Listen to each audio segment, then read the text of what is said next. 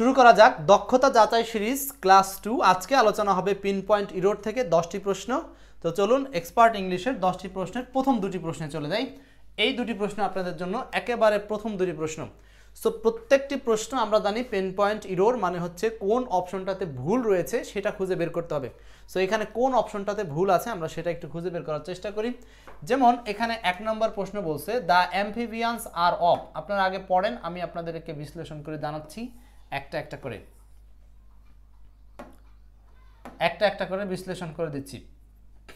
The amphibians are of few economic importance to humans.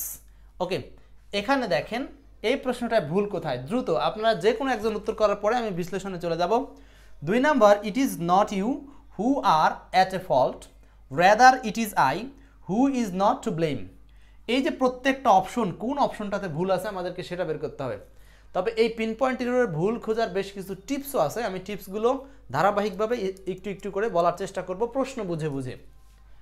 যেমন এই প্রশ্নটায় এখানে বলেছে আরব, তাহলে আপনি যখনই এখানে কোনো অপশনে দেখবেন ভার্ব আছে তখন আপনি এই ভার্বের সাথে সাবজেক্টের সম্পর্ক বের করার চেষ্টা করবেন। সো এখানে ভার্বের সাথে সম্পর্ক চেষ্টা করলে এখানে আর আছে, সেমভাবে এখানে অ্যাম্ফিবিয়ান্স আছে, তো এইটা ওখানে সঠিক আছে, ভুল নাই। অফ ফিউ এরপরে কোনো অপশনে যদি আপনি কোনো ডিটারমিনার পান তাহলে আপনি দেখবেন যে ওই ডিটারমিনারের সাথে নাউনের সম্পর্কটা কি আছে। সো এইখানে ফিউয়ের পরে যে নাউনটা আছে সেটি হচ্ছে ইকোনমিক ইম্পর্টেন্স। মূলত এখানে ফিউয়ের জন্য নাউন হলো ইম্পর্টেন্স। এইবার দেখেন তাহলে এই ফিউ আর ইম্পর্টেন্স এই দুইটার মধ্যে কোনো রকম সম্পর্ক তালগোল আছে কিনা বা ভুল আছে কিনা, তাহলে আপনি উত্তরটা অটোমেটিক পেতে শুরু করবেন। এখন দেখেন, হয় আপনি ফিউকে ঠিক রাখবেন না হলে ইম্পর্টেন্সকে ঠিক রাখবেন, যে কোনো একটা পরিবর্তন করতে পারবেন। ইম্পর্টেন্স হচ্ছে আমরা জানি আনকাউন্টেবল নাউন। সো আমাদের এই ফিউয়ের সাথে আনকাউন্টেবল নাউন ইম্পর্টেন্সের ব্যবহার হতে পারে না। দ্যাটস ওয়াই আমাদেরকে এইখানকার এই ফিউটাকে চেঞ্জ করে ফেলতে হবে। এখানে আমাদেরকে উত্তর করতে হবে লিটিল। তার মানে ভুল অপশন ছিল হচ্ছে ফিউ। ক্লিয়ার? আশা করি বুঝতে পারছিলেন। আচ্ছা, তাহলে আমাদের এই যে টিপসগুলো আপনাকে জানতে হবে যে কোন জায়গাগুলোতে ভুল থাকতে পারে বা পরীক্ষক আপনাকে কোথায় যাচাই করতে পারে, সেই জিনিসগুলো জানতে পারলেই হবে। পরেরটা বলি আমরা। 2 নম্বর প্রশ্ন কি হবে উত্তর? It is not you who are. দেখেন যখন আপনি দেখবেন পিন পয়েন্টের অপশন আছে হু, আপনি বুঝতে পারতেছেন হু হচ্ছে একটা রিলেটিভ প্রোনাউন। ক্লাসটা একটু শেয়ার করে দিব সবাই। হু একটা রিলেটিভ প্রোনাউন, তাহলে হু রিলেটিভ প্রোনাউনটা যখন ব্যবহার করব তার পূর্বে ব্যক্তি আছে কিনা এইটা আমার দেখার চেষ্টা করতে হবে। তাহলে এখানে নিশ্চয়ই ব্যক্তি আছে কে? ইউ, তাহলে ঠিক আছে। আচ্ছা, এরপরে পরের শূন্যস্থান রাদার ইট ইজ আই হু। আবারও দেখেন আই হলো সাবজেক্টিভ প্রোনাউন, হু আবারও এখানে আছে ইজ। যখনই আপনি কখনো হুয়ের পরে একটা শূন্যস্থান পাবেন তখন হুয়ের পরে এই শূন্যস্থানে যে ভার্বটা থাকবে এই ভার্বটা নিঃসন্দেহে এই পূর্বপদ অনুযায়ী বসবে। পূর্বপদ এখানে কে আছে ভাই? আর আই আছে। তাহলে আই এর সাথে আনসার কখনো ইজ হয় না, আই এর সাথে হলে হতে পারে এম। এই প্রশ্নের জন্য ক্লিয়ার? এই কারণে আমরা হচ্ছে এই ডি নাম্বার অপশনটাকে ভুল হিসাবে উত্তর করছি। তাহলে ট্রিক্সটা বুঝতে পারছেন কিনা মনিরুজ্জামান সহ যারা আছেন ক্লাসে? নেক্সট 3 এবং 4 বলেন। 3 নাম্বার 4 নাম্বার মনিরুজ্জামান সাদ্দাম বলছেন 2 এর ডি, এম হবে right. 3 number whoever turned in the last test did not put there name on the paper. আচ্ছা, 3 নাম্বার আপনারা আগে দেখেন, 10 সেকেন্ড সময় দিলাম। 3 নাম্বার এবং 4 নাম্বার বলতে হবে। 3 এবং 4 হাসনা হেনা। এরপর দেখেন বৃষ্টি সুশীল বলছিলেন লিটিল। এখন দেখেন 3 নাম্বার বলছে দেখবো আজকে দক্ষতা যাচাই সিরিজে কার কতটুকু দক্ষতা। আপনারা হিসাব রাখবেন 10টা প্রশ্নের মধ্যে আপনার কয়টা প্রশ্ন হচ্ছে এবং 10 সেকেন্ডের মধ্যে উত্তর করার চেষ্টা করতে হবে। হুএভার টার্নড ইন, যখনই সেন্টেন্সের শুরুতে হুএভার আসে তখনই আপনাকে খেয়াল করতে হবে এরপরে ভার্ব আছে কিনা। ওকে, মেঘবালিকা যুক্ত হয়েছেন, ধন্যবাদ। Turned in the last test, এই যে লাস্ট ক্রমবাচক। ডিড নট পুট দেয়ার, এই যে পুট ভার্ব, এই ভার্বটা সাবজেক্টের সাথে ম্যাচিং আছে কিনা। এইখানে দেখেন ডিড নটের পরে ভার্বের বেস ফর্ম আছে, এটা নিয়ে কোনো সমস্যা নাই। তো 3 এর উত্তরটা হচ্ছে এই দেয়ারে। 3 এর উত্তরটা দেয়ার, ডিতে। কেন? কারণ এই দেয়ার হচ্ছে পসেসিভ। মনে রাখবেন যে কোনো পসেসিভ যখন ব্যবহার করব আমরা, এই পসেসিভ অবশ্যই কোনো না কোনো সাবজেক্টিভ প্রোনাউন থেকে আসবে বা নাউন থেকে আসবে। সো এই পসেসিভটা এই সেন্টেন্সের সাবজেক্ট হচ্ছে হুএভার, মানে যে কেউ এর সাথে জড়িত। তো যে কেউ সাবজেক্টটাকে আমরা নর্মালি সিঙ্গুলার হিসেবে বিবেচনা করি। আর এইটা যদি সিঙ্গুলার হয় তাহলে আপনি দেয়ারের পজিশনে হয় হিজ ব্যবহার করবেন, না হলে হার ব্যবহার করবেন। যে কোনো একটা সিঙ্গুলার হিসাবে আমরা এখানে ব্যবহার করতে পারবো। বুঝতে পারছি বিষয়টা? সো চলছে আমাদের হচ্ছে দক্ষতা যাচাই সিরিজের ক্লাস। এখন বলে তাহলে এইটা ক্লিয়ার, আমরা বুঝতে পারছি। তাহলে দেয়ারটা বসবে পসেসিভ অনুযায়ী। সাদ্দাম, এরপর বলেন 4, there is no single authority, there is no single authority to force pollution. এই যে দেখেন, অথরিটিতে আপনার হচ্ছে আন্ডারলাইন করা আছে। যখনই আপনি কোনো অপশনে এরকম নাউন পাবেন, তখন এই নাউনটার সাথে ম্যাচিং করার চেষ্টা করবেন পূর্বে এমন কোনো ডিটারমিনার আছে কিনা যে কারণে এই নাউনটা সিঙ্গুলার হতে পারে, প্লুরাল হতে পারে, কিংবা আনকাউন্টেবল হতে পারে, এরকম কোনো প্রভাব আছে কিনা। যেমন এখানে নো এর সাথে অথরিটি কোনো সমস্যা নাই, বসতে পারে। টু ফোর্স, যখনই আমরা টু এর পরে কোনো একটা ভার্বের পজিশন পাবো, যেমন এই সেন্টেন্সটাতে কিন্তু টু এর পরে এটা ভার্বের পজিশন। সো টু এর পরে ভার্বের পজিশন পেলে আমরা সেখানে ভার্ব ইউজ করব, নট অ্যাডজেটিভ। আমরা জানি ফোর্স হচ্ছে অ্যাডজেটিভ, কিন্তু আমাকে টু এর পরে ব্যবহার করতে হবে ভার্ব। আর এই অ্যাডজেটিভের ভার্বটা হচ্ছে enforce, enforce, enforce. To adjective, to এর পরে ফোর্স অ্যাডজেটিভের ভার্ব হলো এনফোর্স। হ্যাঁ, ফোর্সের অ্যাডজেটিভের ভার্ব হচ্ছে কি বলেন? এনফোর্স। এই কারণে এখানে ভুল ছিল, পি নাম্বারটা হবে এনফোর্স। ওকে, গুড। দেখেন 4টাতে কয়টা হলো আপনাদের? দক্ষতা যাচাই সিরিজের ক্লাস দেখবো মাত্র 10টা প্রশ্নে আপনার কয়টা প্রশ্নের উত্তর হয়? মাত্র 10টা প্রশ্নের মধ্যে আপনার যাচাই হয়ে যাবে। 5 এবং 6। 5 নম্বরে বলছে I am A forgetful person. নিজেরা সলভ করেন। I am A forgetful person. I always have trouble to remember my password on the computer. 6 number, the company has so little money that it can not hardly operate anymore. আচ্ছা, 5 এবং 6 সাদ্দাম উত্তর করেছিলেন enforce, right. 5 number, এখন I am A forgetful person. দেখেন যখন আমরা কোথায় pin point ইরোরে এরকম অপশন দেখব, forgetful person adjective plus noun, আমাকে খেয়াল করতে হবে অ্যাডজেটিভ প্লাস নাউন, এই নাউনের আগে যে আর্টিকেল আছে সেটা এটার সাথে যায় কিনা। দিলাম।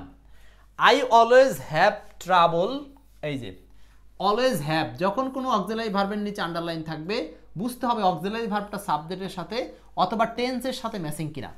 এখানে টেন্সের সাথে ম্যাচিং আছে, বুঝতে পারতেছি। আর না রয়, ট্রাভেল টু রিমেম্বার, যখনই কোনো শূন্যস্থানে আপনারা দেখবেন যে এরকম ইনফিনিটিভ করা আছে, সেই ভার্বটা আপনি মনে মনে চিন্তা করবেন এটা কি তাহলে জিরান্ড হতো নাকি পার্টিসিপল হতো।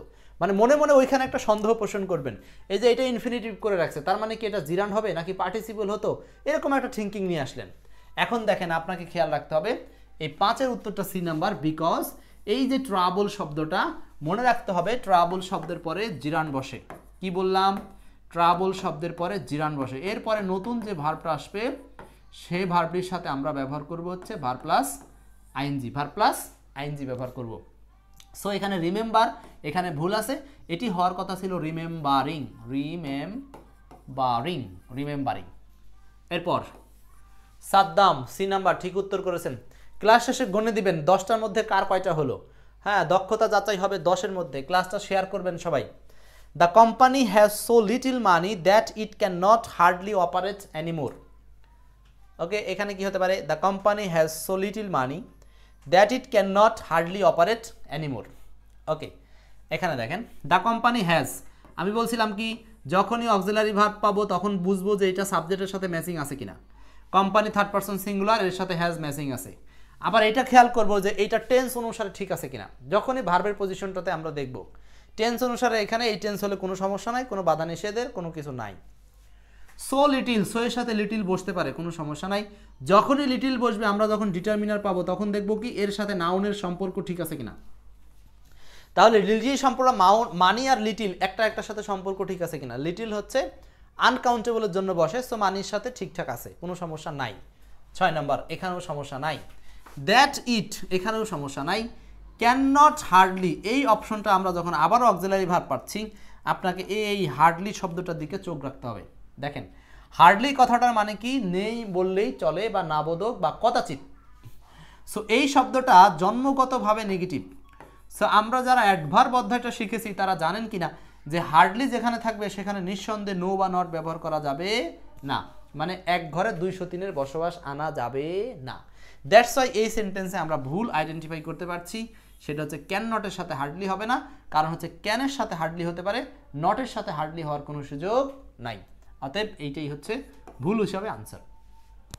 সাদ্দাম উত্তর করেছিলেন ঠিক। ওকে, চলছে দক্ষতা যাচাই সিরিজের 2 নম্বর ক্লাস, 7 এবং 8। প্রশ্ন 7 এবং 8 বলেন। মনিরুজ্জামান বলেছিলেন ঠিক আছে, হার্ডলি নিজেই নেগেটিভ, রাইট। আসলে দক্ষতা যাচাই সিরিজটা আর কিছুই না, এটা হচ্ছে আপনার বিভিন্ন অধ্যায় থেকে আসা প্রশ্নগুলো আপনি কতটুকু ব্রেন থেকে মনে করতে পারছেন সেই বিষয়টাই আসলে বিবেচনা করা হয়। 7 number, in spite of, 7 number দেখেন, সরি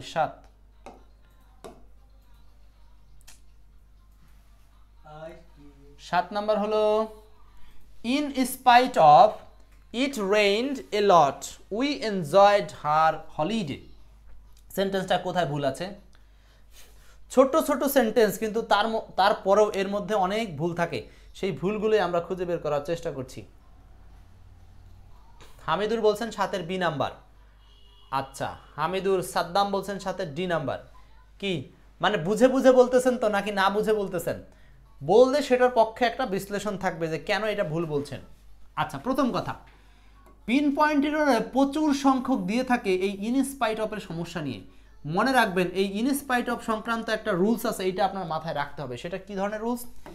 ইন স্পাইট এর সাথে অফ বসে কোনো সমস্যা নাই, কিন্তু ডেসপাইট এর সাথে অফ বসে না, তাতেও কোনো সমস্যা নাই এই রুলসে। কিন্তু আসল ঘটনাটা হচ্ছে আপনি ইনস্পাইট অফ অথবা ডেসপাইট যেটাই দেন, এইগুলোর পরে আপনি ক্লজ ইউজ করতে পারবেন না, এইগুলোর পরে ব্যবহার করতে পারবেন হচ্ছে ফ্রেজ। এইগুলোর পরে আমরা ব্যবহার করতে পারবো হচ্ছে ফ্রেজ। যেই কারণে আমরা এই যে দেখেন এখানে ইট রেইনড, এটা একটা ক্লজ আকারে আছে। সো এই ক্লজের সামনে আমরা ইনস্পাইট অফকে ব্যবহার করতে পারবো না। এই ইনস্পাইট অফকে চেঞ্জ করে এখানে আমাদেরকে ব্যবহার করতে হবে দো অথবা অলদো, যে কোনো একটা ব্যবহার করতে পারেন, কারণ এর পরবর্তীতে আছে ক্লজ। এখন কেউ যদি মনে করেন যে ভাই তাহলে আমি এখানে ইট রাখবো না, ইটে ভুল করেন, তো আপনি ইট যদি তুলে দেন, তুলে দিয়ে তো কিছু একটা দিতে হবে, তা আপনি কি বলতে পারেন? ইনস্পাইট অফ ইটস, তারপরে রেইনকে তো চেঞ্জ করার মতো কোনো ক্ষমতা আপনার হাতে দেওয়া হয় নাই, কারণ রেইনডের এখানে কিন্তু আন্ডারলাইন পড়ে নাই, দেখছেন? এই কারণে আপনি এখানে ইটকে চেঞ্জ করার কোনো ক্ষমতা পাচ্ছেন না। বিধায় এটাকে ক্লজের জায়গায় ক্লজ ঠিক রাখতে হবে, রেখে আমার এইখানে বরং ক্লজকে বৈধতা দেওয়ার জন্য একটা কনজাংশনকে সাপোর্ট করে সেন্টেন্সের এখানে বসাতে হবে। তাহলে দাঁড়াবে কি? অলদো ইট রেইনড, যদিও এখন বৃষ্টি হচ্ছিল, এ লট প্রচুর পরিমাণে, উই এনজয়েড আওয়ার হলিডে, আমরা আমাদের ছুটির দিনটি আনন্দ করছিলাম। ক্লিয়ার? আশা করি বুঝতে পারছি। এরপর 8 নম্বর প্রশ্ন। কি ছোট ছোট প্রশ্ন হলেও কিন্তু এখানে অনেক কিছু আছে মজাদারভাবে শেখার মতো, কারণ এই জিনিসগুলো যদি একবার শিখে রাখতে পারেন, আমাদের এই দক্ষতা যাচাই সিরিজে যদি একটু মনোযোগ দেন, আপনার আসলে ইংরেজির অ্যাবিলিটি সম্পর্কে নিজেও বুঝতে পারবেন। অ্যান্না ঠিক বলছেন, রেইনডের নিচে যদি আন্ডারলাইন থাকতো তাহলে এটা সিম্পল সেন্টেন্স করা যেত, বা তাহলে আমরা এদিকে নজর দিতে পারতাম, কিন্তু এখন এখানে আমার চেঞ্জ করার কোনো ক্ষমতা নাই। 8 number, Abraham Lincoln was one of the greatest man in American history.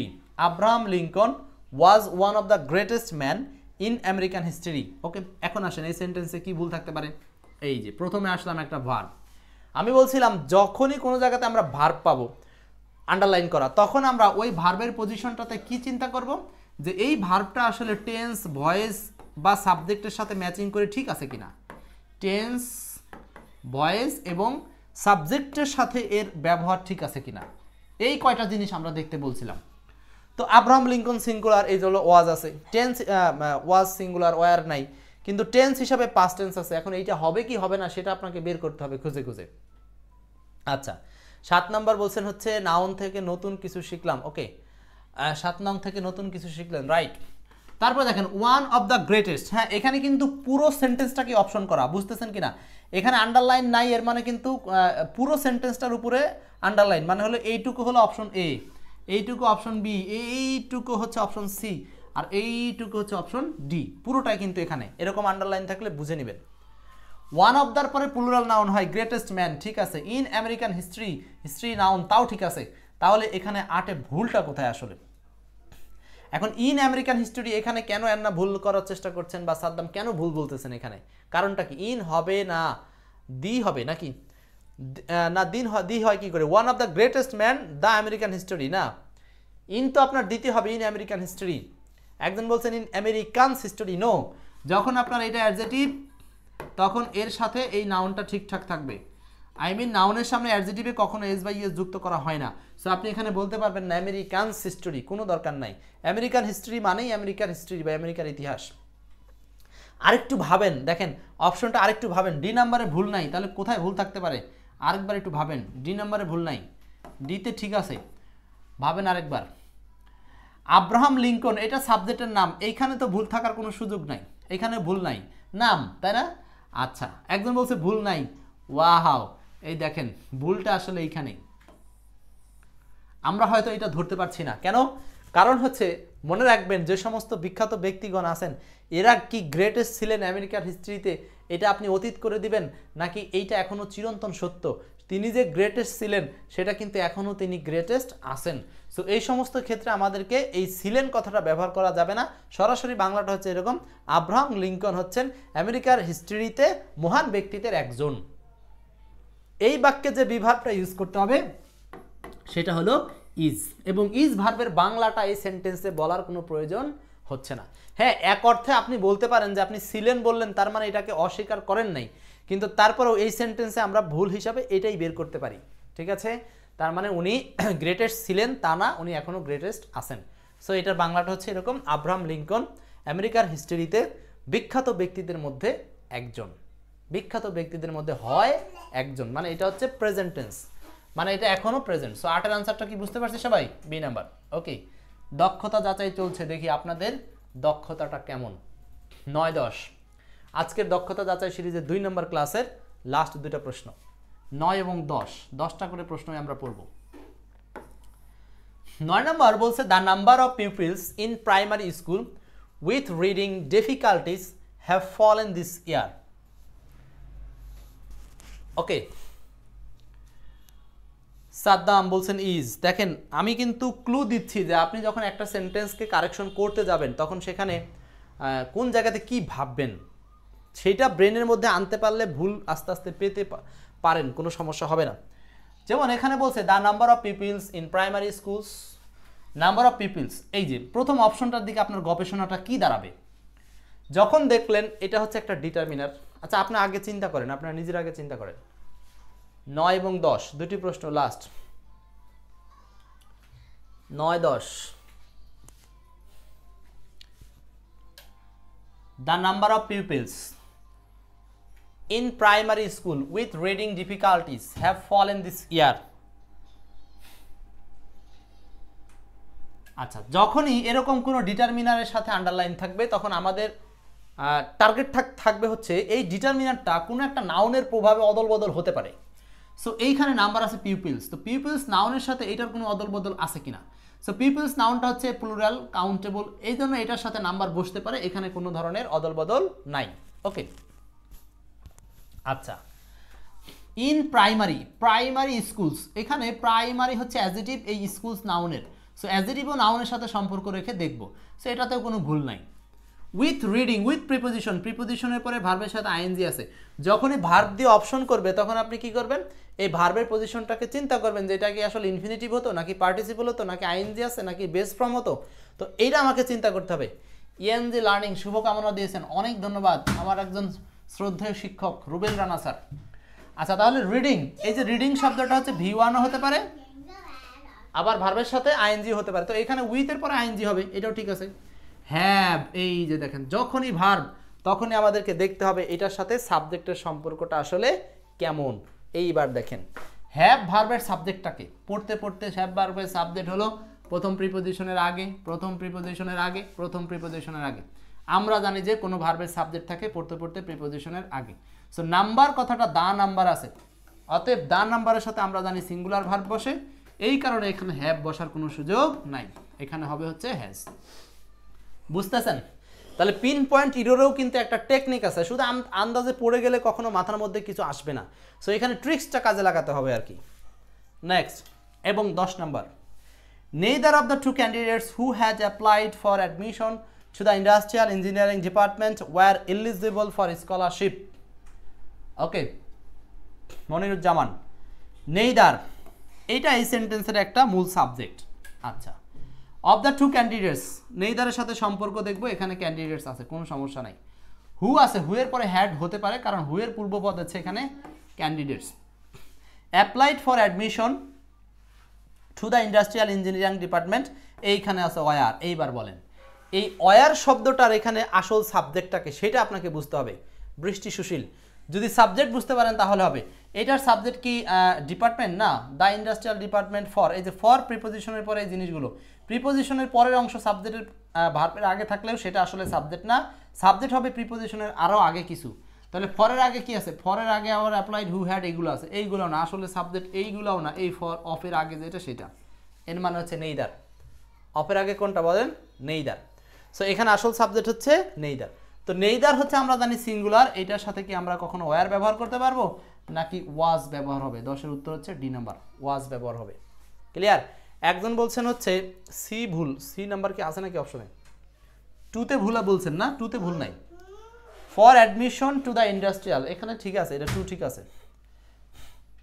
Either, neither, S, everyone, এগুলো সিঙ্গুলার মিস্টার সাব্বির, এই কারণে এখানে ওয়ার না হয়ে হবে অজ। এই ছিল হচ্ছে আমাদের আজকের আলোচনায় দক্ষতা যাচাই সিরিজের 10টা প্রশ্ন। এই 10টা প্রশ্নে কার কয়টা হয়েছে জানি না, এই 10টা প্রশ্ন যার যে কটাই হোক সেটার উপরে আপনি মার্কিং করতে পারেন যে আপনি ইংরেজিতে 100-তে কত। 10-এ 5 পেলে 100-তে 5%, 10-এ 10 পাইলে আপনি 100-তে 100% এখন পর্যন্ত প্রস্তুতি, 10-এ যদি 7 পান আপনার প্রস্তুতি 70%, এরকমটা বলতে পারেন। সো আজকের এই যে আমাদের এই সিরিজের যে ক্লাসটা করলেন, এই ক্লাসটা শেয়ার করে রাখবেন, এবং পাশাপাশি এ সংক্রান্ত আরও এমসিকিউ পড়তে চাইলে আপনারা সাহায্য নিতে পারেন এক্সপার্ট ইংলিশ বইয়ের। এই বলে আজকের ক্লাসটি শেষ করছি।